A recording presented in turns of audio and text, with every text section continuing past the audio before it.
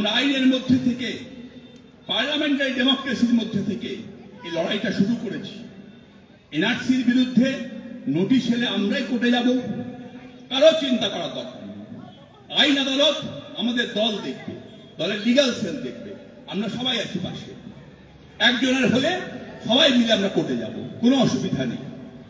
SIR এর ক্ষেত্রেও আমাদের আইনি অপশন আছে, এমন ভাবার কোনো কারণ নেই যে আইনি অপশন। ভারতবর্ষে একটা আইন আছে, এটা রুল অফ ল চলে, দিল্লি রুল অফ রুলার চলে না, মোদীর শাসন চলে না, এখানে চলা উচিত নয়।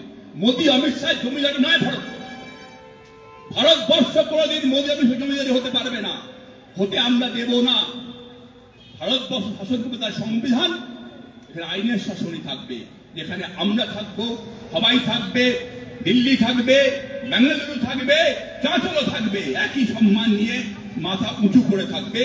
এই সম্মান রক্ষার দায়িত্ব, এই লড়াই করার দায়িত্ব আমার, আবার আপনাদের সকলের। মমতা বন্দ্যোপাধ্যায়ের স্বপ্নকে সফল করার দায়িত্ব, অভিষেক বন্দ্যোপাধ্যায়ের স্বপ্নকে সফল করার দায়িত্ব আমার, আপনার, আমাদের সকলের।